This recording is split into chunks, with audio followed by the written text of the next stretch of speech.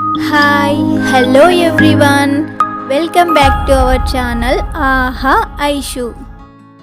ఈరోజు వీడియో వచ్చేసి ప్రాన్స్ బిర్యానీని ఇలా చేసుకుంటే చాలా టేస్టీగా ఉంటుంది. అంతేకాకుండా ఫ్రాన్స్ తినని వాళ్ళు కూడా ఈ బిర్యానీ తింటారు.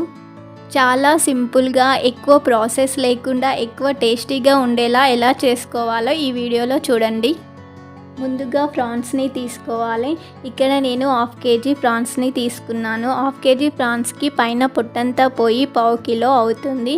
ఈ 1/2 కిలో ప్రాన్స్కి సరిపడంత కారము, సాల్ట్, పచ్చి ధనియాల పౌడరు, పసుపు, వేయించుకున్న ధనియాల పౌడరు, అల్లం వెల్లుల్లి పేస్ట్ను నేను కచ్చపచ్చ దంచుకొని వేసుకున్నాను. ఇందులోనే ఒక 1/2 నిమ్మకాయ వేసాను.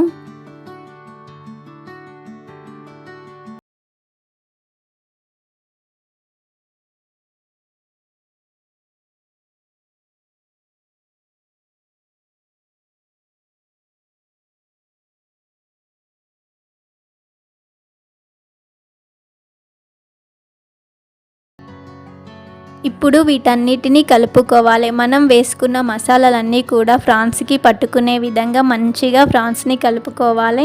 అన్నీ కలుపుకున్న తర్వాతనే పెరుగుని యాడ్ చేసుకోవాలి. ముందే పెరుగును వేయకూడదు, ఎందుకంటే మనం వేసిన మసాలాలన్నీ కూడా ఫ్రాన్స్కి పట్టుకోవు. అందుకనే నెక్స్ట్ పెరుగును వేసి బాగా కలుపుకోవాలి. కలిపిన తర్వాత మూత పెట్టి పక్కన పెట్టుకోవాలి. ఇది ఎక్కువసేపు నానబెట్టాల్సిన అవసరం లేదు. ఇప్పుడు స్టవ్ పైన గిన్నె పెట్టుకొని అందులో 4 టేబుల్ స్పూన్ల ఆయిల్ తీసుకొని ఆనియన్స్ని ఫ్రై చేసుకుంటున్నాను. ఇక్కడ నేను సపరేట్గా ఫ్రైడ్ ఆనియన్స్ని ఏమీ తీసుకోలేదు. ఆనియన్స్ అన్నీ వేసి కలుపుకొని మూత పెట్టి మగ్గించుకుంటున్నాను.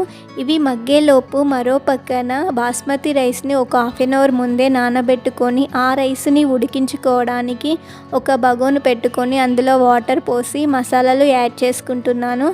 ఇందులో సాజీరా, 4 లవంగాలు, 4 యాలకులు, మరాఠీ మొగ్గ, పచ్చి ధనియాల పౌడరు, వేయించిన ధనియాల పౌడరు, సాల్ట్ కొంచెం ఎక్కువనే వేసుకోవాలి, ఎందుకంటే మనం వాటర్ని వంపుతాం కాబట్టి కొంచెం సాల్ట్ ఎక్కువ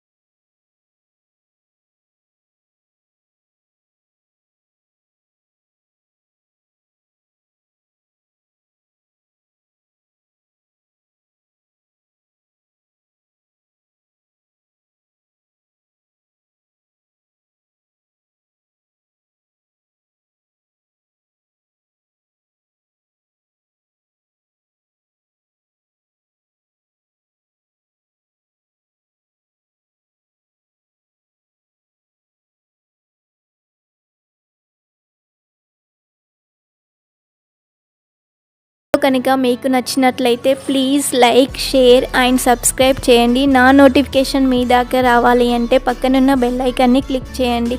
థ్యాంక్ యూ ఫర్ వాచింగ్.